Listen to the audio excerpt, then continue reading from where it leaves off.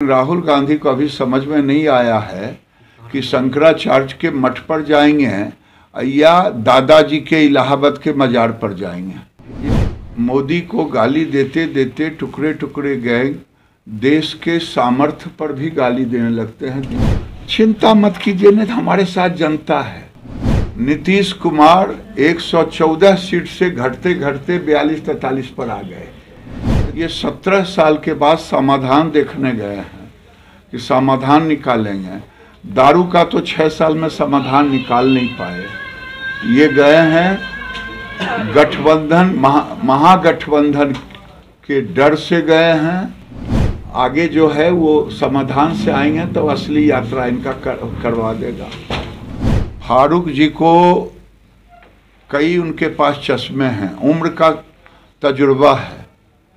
फारूक जी को समझ में आ गया होगा, लेकिन राहुल गांधी को अभी समझ में नहीं आया है कि शंकराचार्य के मठ पर जाएंगे या दादाजी के इलाहाबाद के मजार पर जाएंगे।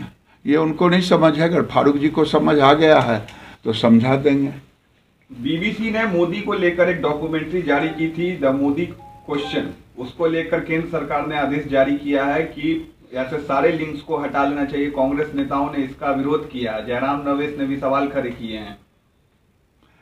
देखिए, देश में एक नई संस्कृति पैदा हुई है कि मोदी को गाली देते देते टुकड़े टुकड़े गैंग देश के सामर्थ्य पर भी गाली देने लगते हैं, देश के शौर्य पर भी गाली देने लगते हैं। और इसीलिए हर चीज में मोदी को गाली देना टुकड़े टुकड़े गैंग का एक नया अभियान चला है।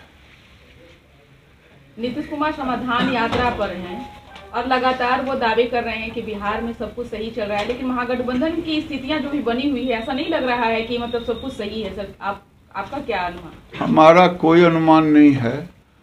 पहला तो ये है कि नीतीश बाबू बड़े योग्य व्यक्ति हैं, लेकिन दुनिया और देश को परमाणु बम जापान पे गिरा, 12 साल में उसका समाधान हुआ, उठ खड़ा हुआ। ये 17 साल के बाद समाधान देखने गए हैं कि समाधान निकालेंगे। दारू का तो 6 साल में समाधान निकाल नहीं पाए। ये गए हैं गठबंधन महागठबंधन के डर से गए हैं कि नहीं रहेंगे तो कम से कम हम यात्रा में रहेंगे, हमें जवाब सवाल नहीं करना पड़ेगा।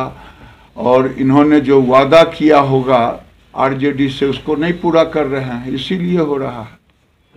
नीतीश कुमार की भद पीट रही है बिहार में। सर, नीतीश कुमार की इन दिनों भद पीट रही है बिहार में। नीतीश कुमार जी एक ऐसे मुख्यमंत्री हैं जो आज की तारीख में देखिए, गुजरात में 27 साल बाद भी इतना प्रचंड बहुमत मिला, लेकिन नीतीश कुमार 114 सीट से घटते घटते 42-43 पर आ गए। तो आखिर उनको आत्मचिंतन करने की जरूरत है। समाधान बाद उसी में आत्मचिंतन करते चले कि जिस व्यक्ति को लोगों की उम्मीदों पर खड़े हुए थे 114 पर और आज 43 सीट पर आ गए, इसका समाधान खोजा तो ज़्यादा बेहतर होगा। और आगे जो है वो समाधान से आएंगे तो असली यात्रा इनका करवा देगा। दादा, संजय राउत शामिल हुए थे, शिवसेना के एमपी है, राहुल गांधी के साथ भारत जोड़ो यात्रा में उन्होंने कहा है कि कोई भी प्रधानमंत्री बन सकता है। अरे भाई, कौन आप भी चले जाइए ना उस यात्रा में, सबको बुलाया है तो जाएं। और जब जाएंगे तो कुछ बोलेंगे। इसलिए अब संजय राउत क्या बोले नहीं बोले, 56 पार्टियों को बुलाया है, लोग गए हैं। प्रधानमंत्री तो कोई बनता ही है। प्रधानमंत्री बनने के लिए क्या है, लेकिन जनता जिसको चाहेगी वही प्रधानमंत्री बनेगा। 2014 में सारी पार्टियां तो लगभग ये इसी तरह का माहौल था, लेकिन जनता ने नरेंद्र मोदी को चुना और नरेंद्र मोदी प्रधानमंत्री हुए। 19 में भी जनता ने नरेंद्र मोदी को चुना। आज यूपीए सरकार घिरा रहा पूरे अपने कार्यकाल भ्रष्टाचार में। और नरेंद्र मोदी की सरकार 8 साल हो गया ये घिरा हुआ है उम्मीदों पर, यानी नरेंद्र मोदी से आज भी केवल उम्मीद से नरेंद्र मोदी और बेहतर करेंगे, नरेंद्र मोदी देश को विश्व गुरु बनाएंगे, नरेंद्र मोदी के कारण आज चाइना इधर और पाकिस्तान भी भयभीत है।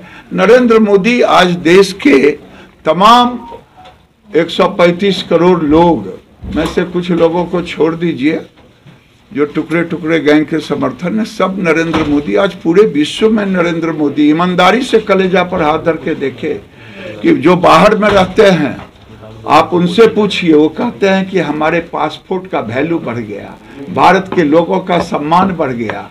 नरेंद्र मोदी ये है। और 8 साल यूपीए केवल भ्रष्टाचार से घिरे रहे। लेकिन पीडीपी, जेडीयू ये सब तो आप लोगों के साथ नहीं है। चिंता मत कीजिए, नहीं हमारे साथ जनता है।